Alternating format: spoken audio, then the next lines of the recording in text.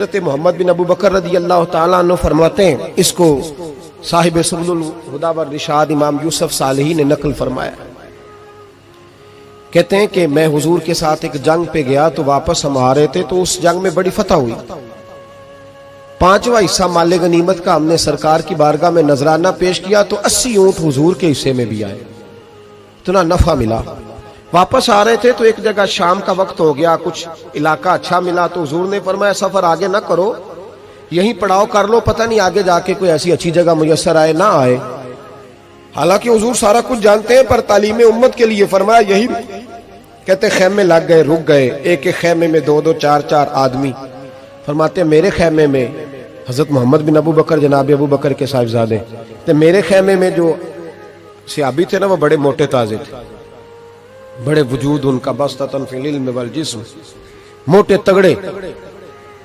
मगरिब की नमाज पढ़ने हम हुजूर अलैहिस्सलातु सलाम की बारगाह आली मर्तबत में हाजिर हुए। हुजूर के पीछे नमाज पढ़ी इक्तदा में। कहते नमाज मुकम्मल करके ना तो सियाबी का दिल किया मैं दस्त बोसी करूं।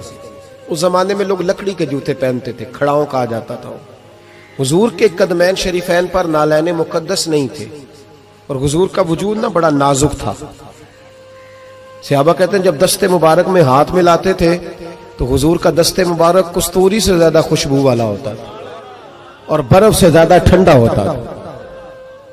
तो फरमाते हैं हुजूर की बारगाह में ना नमाज के बाद जब सहाबा बिखरे तो वो भी आगे बढ़े सलाम। ये कुछ लोग आते हैं सलाम लेने, मुझे बड़ी तकलीफ होती है जब धक्के लगते हैं ना, तो मैं कहता हूँ यार ना आया करो, हम कौन सा कोई इतने एजाज वाले लोग, फिर धक्के लग। और कुछ इतनी मोहब्बत से सलाम लेते हैं, इतनी मोहब्बत से सलाम लेते हैं कि कई दफा जोड़ हिल जाते हैं, इतना जबरदस्त सलाम लेते हैं। वो पीछे खड़े होते हैं तो हाथ खींच लेते हैं। अब वो तबीयत भी नहीं चाहती कि किसी को कुछ कहा जाए, लेकिन वो बाद में महसूस होता है कि ये मोहब्बत हुई है और मोहब्बत में मामलात बड़े दूर निकल जाते हैं कई दफा। तो मोहब्बत तो इसका नाम है कि महबूब को आसानी किस बात में है, महबूब को आसानी किस बात में है। मोहब्बत इस चीज का नाम, इस चीज का नाम नहीं कि मैं क्या ख्वाहिश कर रहा हूं, महबूब वो वाली करे ना।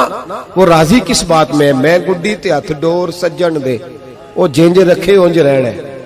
वाजिब नहीं जे विच शरीयत मंदा खसम नु कहना। बात तो यह है कि उसको आसानी किस बात में, आमदाम बरसरे मतलब। उस सलाम लेने के लिए जब आगे बढ़े ना तो जोश में दौड़ के आगे बढ़े। हुजूर के दस्ते मुबारक को चूमा, लकड़ी के जूते पहने थे, हुजूर के कदम मुबारक पे जूता नहीं था। उन्होंने अपने पैर से हुजूर का पैर दबा दिया। तो जो है मेरी बात पर, ये बाटा के जूते पहनने वाला जब किसी का पैर दबाता है ना और बंदा भी तगड़ा हो तो एक दफा समझ आती है कि किसी ने पैर दबाया है। तो महबूब के दस्ते मुबारक में छड़ी रहती थी, सुन्नत मुबारक है छड़ी रखना, आसाम मुबारक। जब उस सहाबी ने पैर दबाया ना तो नबी पाक अब वो छोड़ भी नहीं रहे, देर हो गई, पैर पे पैर रख के खड़े। तो तकलीफ महसूस की सरकार ने, तो छड़ी पेट में चुभई, फरमाया यार मेरा पैर तो छोड़ दे।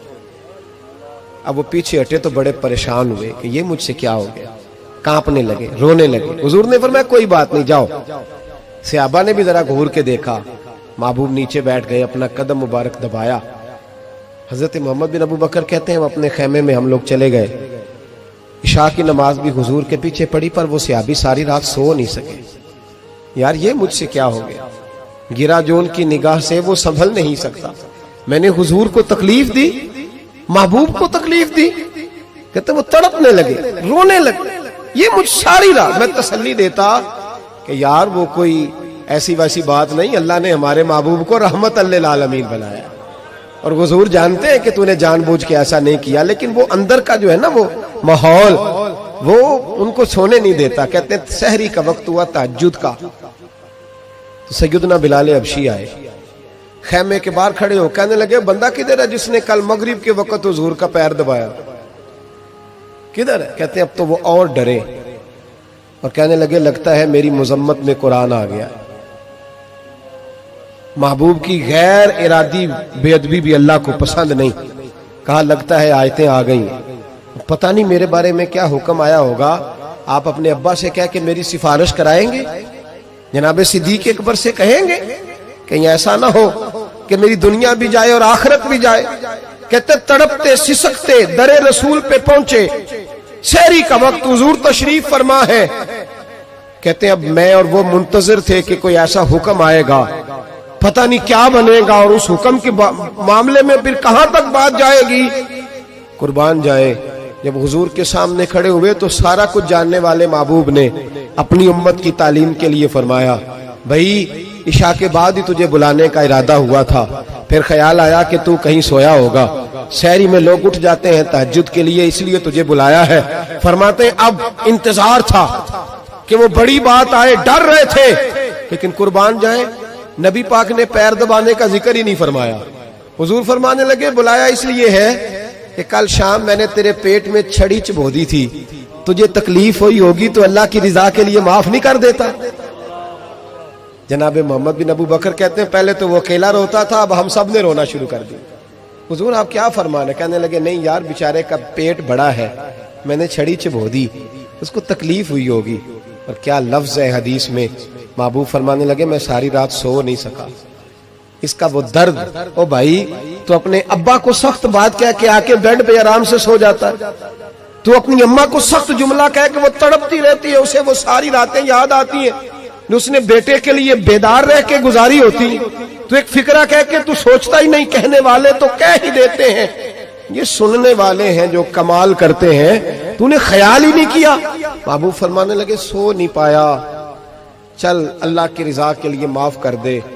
तो कहने लगे हुजूर वो तो मैंने पैर दबाया था इसलिए आपने मुझे छड़ी चबोई, आप क्या कह रहे हैं? तो महबूब फरमा देखे वजाहत देखे, महबूब फरमाने लगे तूने तो अन देखे पैर दबाया था, मैं तो देख रहा था, मुझे नहीं छड़ी चबोनी चाहिए थी, चल तू क्या मैंने माफ किया।